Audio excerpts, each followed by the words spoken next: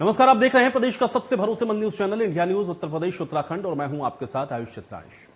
देवभूमि की राजनीति में एक बार फिर से भूचाल आ गया है, क्योंकि पहले कांग्रेस के अंदर पूर्व सीएम हरीश रावत ने नेतृत्व पर सवाल उठाए और अब बीजेपी के अंदर कैबिनेट मंत्री हरक सिंह रावत के मंत्री पद से इस्तीफा देने के बाद चर्चाओं ने सियासी पारे को चढ़ा दिया है। लेकिन मुख्यमंत्री पुष्कर सिंह धामी ने हरक सिंह रावत की नाराजगी के सामने आते ही तुरंत एक्शन लेते हुए अपने निर्णय से हरक सिंह की नाराजगी को दूर करने की एक सफल कोशिश भी की है। फिलहाल हरक सिंह के मंत्री पद छोड़ने पर तो विराम लग गया है, लेकिन रावत शुक्रवार की रात को कैबिनेट की बैठक से चले गए थे, जिसके बाद अटकलें ये थीं कि वो मंत्रिमंडल से इस्तीफा दे सकते हैं। सूत्रों ने यह भी बताया कि रावत बैठक से इसलिए चले गए क्योंकि वो कोटद्वार में मेडिकल कॉलेज की स्थापना के प्रस्ताव को कैबिनेट की मंजूरी नहीं मिलने की वजह से नाराज थे। इसके बाद मदन कौशिक के देहरादून आकर के मान मनोवल करने का दावा किया गया।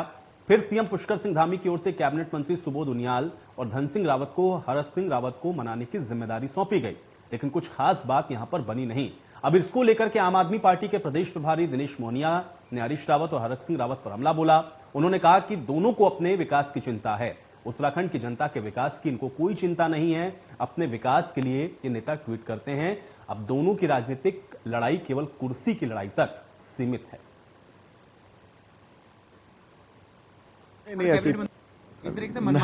ऐसी परिवार की बात है, परिवार में कहा है। सर, चुनाव नजदीक आते आते वो इस तरह की पॉलिटिक्स करने लगते हैं, तो क्या सरकार को प्रेशर में लेने का तरीका है ये? नहीं, हम लोग सब लोग मिल बैठ के बात कर लेंगे। देखिए, हर आदमी को लगता है अपने अपने क्षेत्र में काम होना चाहिए, और चूंकि चुनाव नजदीक है तो सभी को लगता है कि मेरे क्षेत्र में काम होना चाहिए। अगर कोई कह रहा है कि मेरे क्षेत्र में काम होना चाहिए तो निश्चित रूप से उस क्षेत्र का दबाव भी होता है, कुछ कमिटमेंट भी होते हैं, तो उस पर हम लोग गंभीरता से विचार करें। सर, आप लोगों ने कैबिनेट में निर्णय लिया है कि कुछ धनराशि जारी करेंगे। सर, क्या हरक सिंह जी मंत्री के साथ आकर विधायक जी और एक क्षेत्र का प्रतिनिधित्व करते हैं। उस विधायक का काम होता है अपने क्षेत्र की मांग उठाना।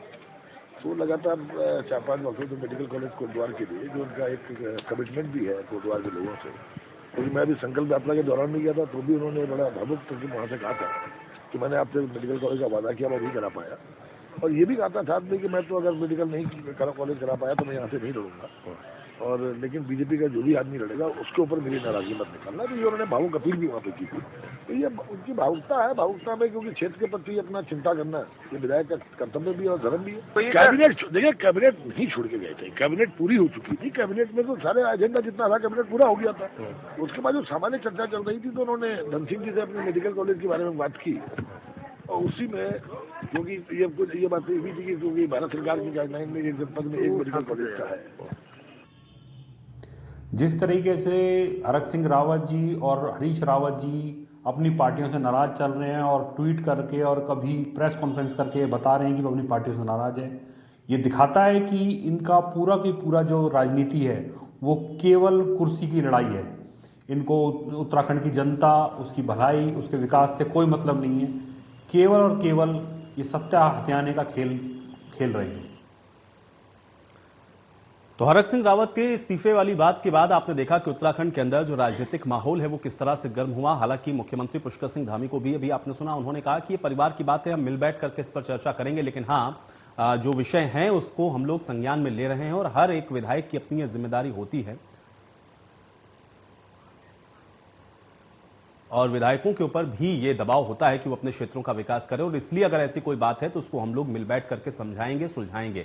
लेकिन अब ये जो इस्तीफे की बात सामने आई है उसके बाद उत्तराखंड की राजनीतिक पारी में आप देखेंगे या सियासत देखेंगे तो वो गर्माती हुई नजर आ रही है, और आज इसी पर हम भी चर्चा करेंगे कि आखिर उत्तराखंड के अंदर ये स्थितियां क्यों बन रही हैं। तमाम मेहमान मेरे साथ जुड़ चुके हैं, उनका परिचय पहले आपके साथ करा देते हैं। बलराज पासी जी हमारे साथ जुड़ रहे हैं, वरिष्ठ नेता हैं भारतीय जनता पार्टी के। बलराज पासी जी, बहुत स्वागत है आपका इस चर्चा में। राजीव महेश जी हमारे साथ जुड़े हुए हैं, मीडिया प्रभारी हैं कांग्रेस के। राजीव महेश जी, आपका भी स्वागत है। और शीशपाल रावत जी हमारे साथ जुड़ रहे हैं, प्रदेश उपाध्यक्ष आम आदमी पार्टी के। शीशपाल रावत जी, आपका भी स्वागत है।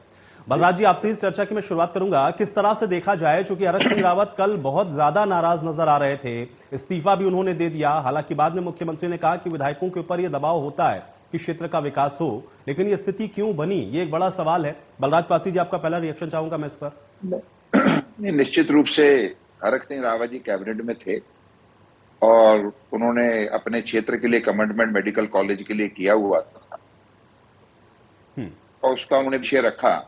उसके कारण से वो थोड़ा भावुक हो गए और इस कारण से उन्होंने एकदम से अचानक जो अगर मैं अपने क्षेत्र की जनता का ही ख्याल नहीं रख पाऊंगा तो फिर मैं चुनाव लड़ने की मैं कैसे चुनाव लड़ूंगा, अब जनता को क्या जवाब दूंगा। और लंबे समय से उनकी मांग थी और ये कोई बहुत बड़ी घटना नहीं थी। उसके बाद तुरंत उन्होंने उनको जो है उनकी बात को जो है मुख्यमंत्री जी ने समझा और उस पर निर्णय लिया और उसके बाद ये विषय समाप्त हो गया। इसका कोई आपको कारण नहीं बचा है। राजीव महर्ष जी, आप इसको कैसे देखते हैं? देखिए, जहां तक भारतीय जनता पार्टी की बात है तो भारतीय जनता पार्टी के जो तमाम, मैं कहूंगा, हमारे जो कांग्रेस पार्टी से कुछ लोग भारतीय जनता पार्टी में गए थे तो उनको वहां पूरी तरीके से सम्मान नहीं मिल पाया। कहीं ना कहीं वो टीस उनको जो है सताती है और वो वहां पर अपने को असहज जो है काफी महसूस कर रहे हैं और इसी को लेकर जो है ये एक परेशानी वहां पर जो है समय समय पर उत्पन्न होती है। देखिए, क्योंकि सम्मान के लिए निश्चित तौर पर जो इस स्तर पर जो लोग पहुंच जाते हैं, जो जीवन भर सामाजिक सेवा में रहते हैं और विधायक रहते हैं, मंत्री रहते हैं, और जब वो इस स्तर पर पहुंचते हैं तो उनको सम्मान निश्चित तौर पर मिलना भी चाहिए। और इस सम्मान की जो कमी भारतीय जनता पार्टी अपने नेताओं को देने में करती है वो निश्चित तौर पर जो है एक परेशान करने वाली चीज है।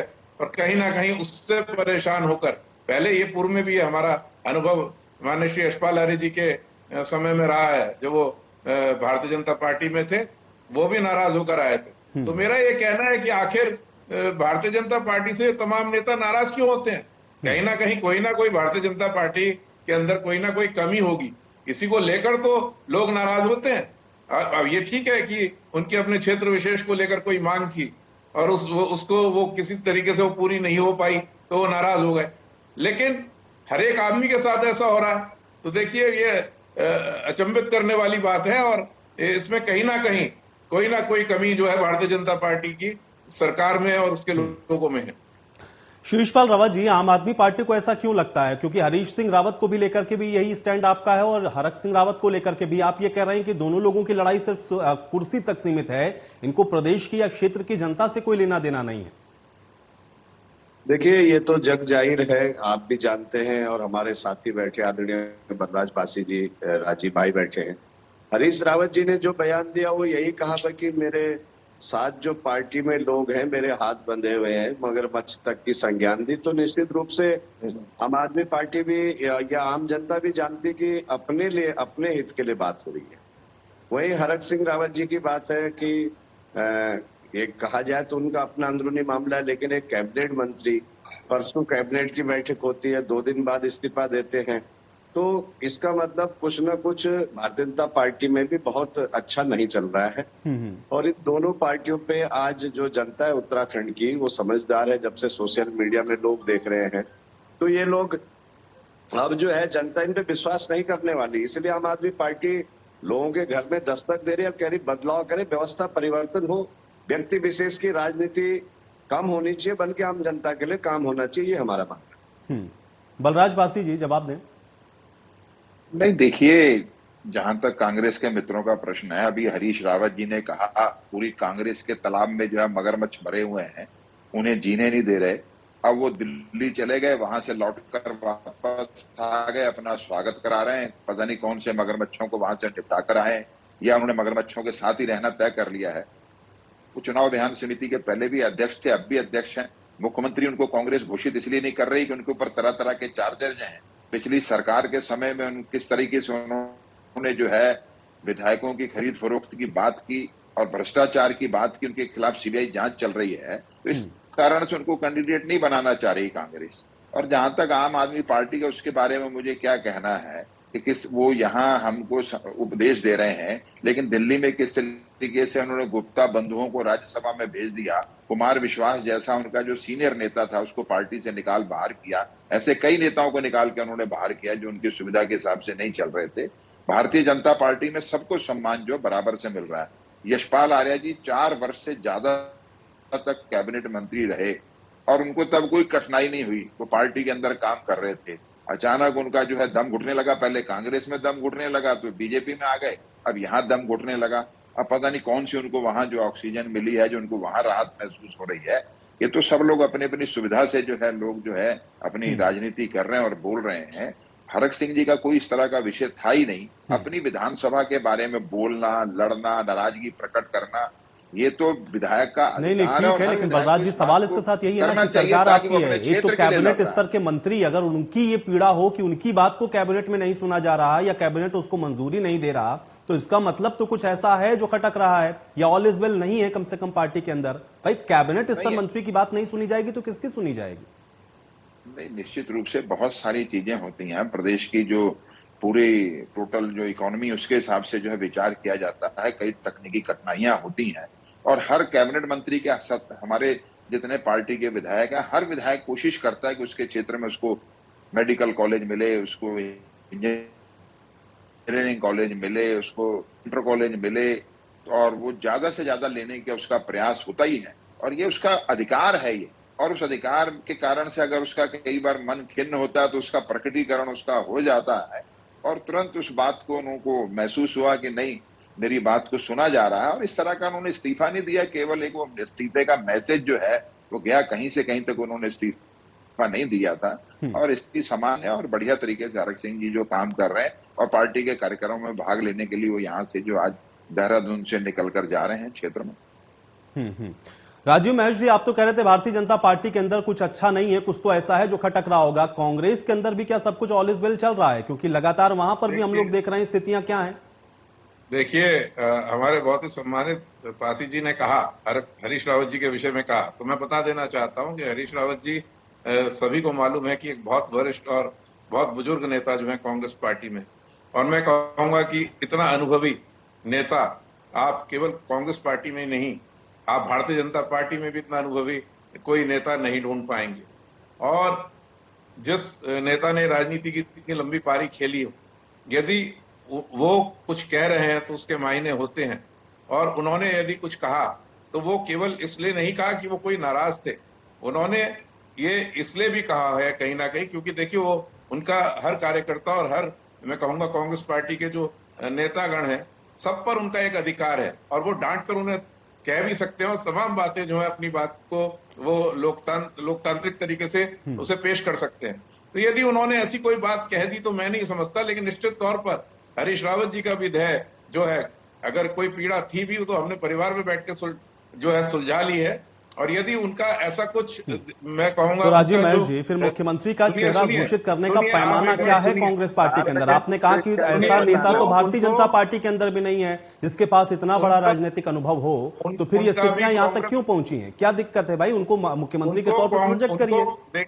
उनको कांग्रेस पार्टी, उनका भी ध्येय जो है कांग्रेस पार्टी को शीर्ष पर ले जाने का है, ये मैं आपको बता देना चाहता हूं। और जो है उन्होंने जो है जो इस उम्र में जो उनका एक अच्छी, जो उनकी अच्छी खासी उम्र है मैं कहूंगा, और उसमें जो जी तोड़ मेहनत वो कांग्रेस पार्टी को यहाँ स्थापित करने के लिए कर रहे हैं, निश्चित तौर पर जो है देखिए वो अपने आप में एक मिसाल के तौर पर, ठीक है, लेकिन उनको मुख्यमंत्री के चेहरे के तौर पर प्रोजेक्ट क्यों नहीं कर रहे?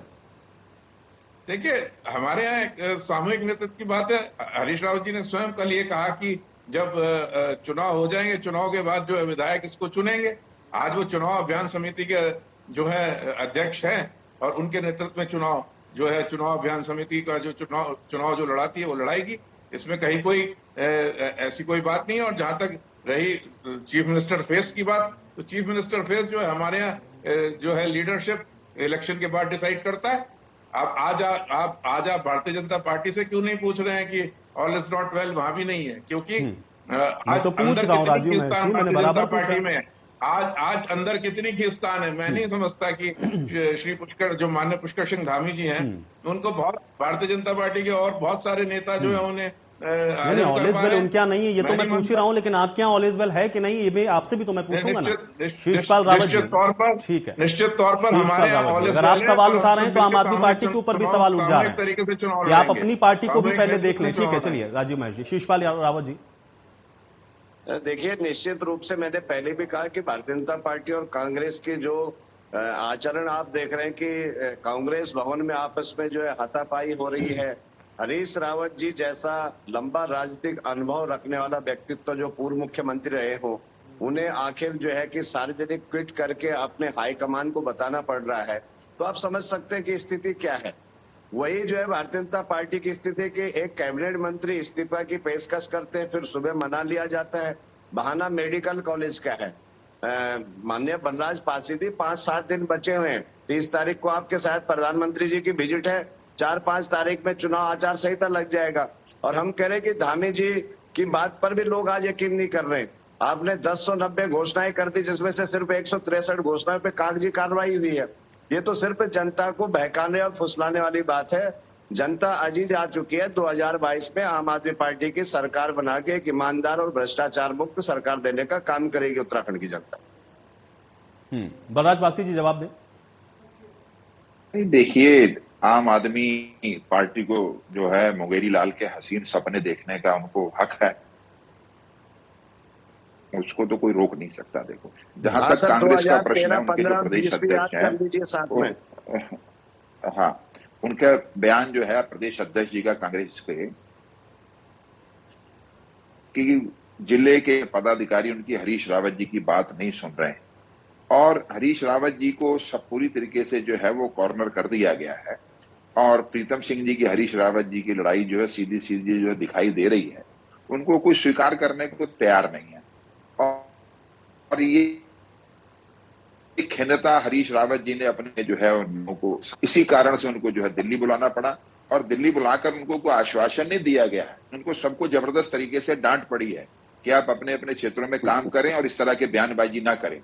अब उसको केवल अपनी जो है अपने आत्मसंतोष के लिए वो अपने कहीं स्वागत कराएं, कहीं कुछ बोलें, कुछ कहें, तो वो अलग बात है। बाकी कांग्रेस पूरी तरीके से जो है उत्तराखंड में जो समाप्त हो चुकी है। कांग्रेस अपनी अंतिम लड़ाई लड़ रही है और इस चुनाव में भारतीय जनता पार्टी 2/3 बहुमत से जीतेगी। और जिस तरह से हमारी विजय संकल्प यात्राओं का स्वागत हो रहा है, जनता उमड़ कर आ रही है, उससे लगता है कि भारतीय जनता पार्टी के साथ पूरी उत्तराखंड की जनता खड़ी हुई। ठीक है, राजीव महेश जी। देखिए, ऐसा है, जहां तक मैं फिर कहूंगा कि सम्मानित पासी जी ने जैसा कहा, निश्चित तौर पर राहुल जी की रैली के बाद ये एक माहौल अलग से दिखाई दे रहा है, जिससे मैं समझता हूं कि आप सभी लोग सहमत होंगे कि उत्तराखंड में जो है कांग्रेस पार्टी वापसी की ओर है। और इसमें जो है कहीं संदेह नहीं है। मैं आपको बता देना चाहता हूं, हसीन सपने जो मुंगेरी लाल के बताए पासी जी ने, मैं कहूंगा वो भारतीय जनता पार्टी को भी कहीं ना कहीं भारतीय जनता पार्टी के ऊपर भी फिट होते हैं। मुंगेरी लाल के हसीन सपने की जो कहावत है वो भारतीय जनता पार्टी के ऊपर भी फिट होती है। और निश्चित तौर पर कांग्रेस पार्टी यहाँ पर जो है अपनी वापसी करेगी। कांग्रेस पार्टी, आज जनता जो है बेरोजगारी, भ्रष्टाचार से जो है पूरी तरीके से त्रस्त है। पलायन एक बहुत बड़ी समस्या इस प्रदेश में है। तो मैं ये मान के चलता हूं कि बिल्कुल, और अब देखेंगे कि कौन सी पार्टी वापसी करती है। लेकिन हाँ, ये जो आपस में अंदरूनी जो खींचातानी चल रही है, उस पर भी लगाम और अंकुश कैसे लगता है पार्टियों के अंदर, ये भी देखना उतना ही महत्वपूर्ण होगा, क्योंकि प्रदेश की जनता को यहां से मैसेज किया जाएगा, वो भी उतना ही इंपॉर्टेंट है। और शुक्रिया आप लोगों का समय निकालने के लिए, आज इस चर्चा का हिस्सा बनने के लिए। आज देवभूमि लाइव में मेरे साथ फिलहाल इतना है।